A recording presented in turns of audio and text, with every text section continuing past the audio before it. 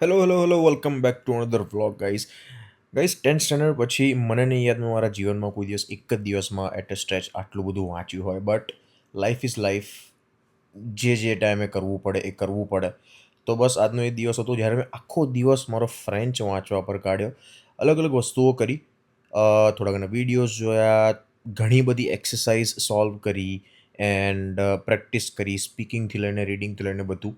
And મને એ વસ્તુ ખબર પડી ગઈ કે it's gonna take little bit of time but it's doable. એમ થઈ જાય જો વિચારીને કરીએ તો. એન્ડ ઓફકોર્સ મેં જ્યારે આ ફ્રેન્ચ ચાલુ કરવાનો ડિસિઝન લીધો એ ટાઈમે બી મને ખબર હતી કે મહેનત માંગશે, બધી વસ્તુ માંગશે, because it is not something we are familiar with. તો બસ એ જ છે, મહેનત કરીએ છીએ, વાંચું છું દરરોજે, giving my best and hoping કે બસ જે મને રિક્વાયર્ડ, જે ડિઝાયર રિઝલ્ટ જોઈએ છે એ મળી જાય.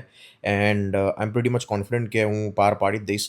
ઘણું બધું વાંચ્યા પછી બોડી થોડી સ્ટીફ થઈ ગઈ તો સ્ટ્રેચ કર્યું અને ફરી આપણે ડાયા છોકરાને જેમ વાંચવા બેસી ગયા. એન્ડ ગાઈઝ મેં ફ્રેન્ચ એટલે ઓપ્ટ કર્યું કારણ કે આઈ ટ્રાઈડ ઓલમોસ્ટ એવરીથિંગ.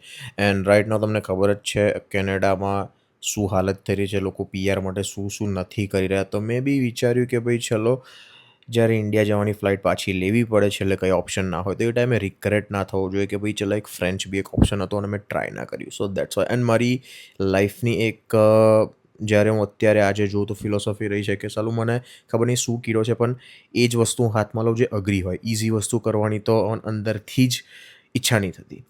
હું એ ટાઈમે વિચારતો ના હોય કે આ ઇઝી છે, હાર્ડ છે, શું કરવું જોઈએ, પણ ઓટોમેટિકલી મારી જે ફર્સ્ટ ચોઇસ હોય છે ને ઓલવેઝ હાર્ડ જ હોય છે. તો મેં કીધું ચલો ભાઈ, હવે આ કૂવામાં પડ્યા છે તો આપણે તરીને જ બહાર આવીશું.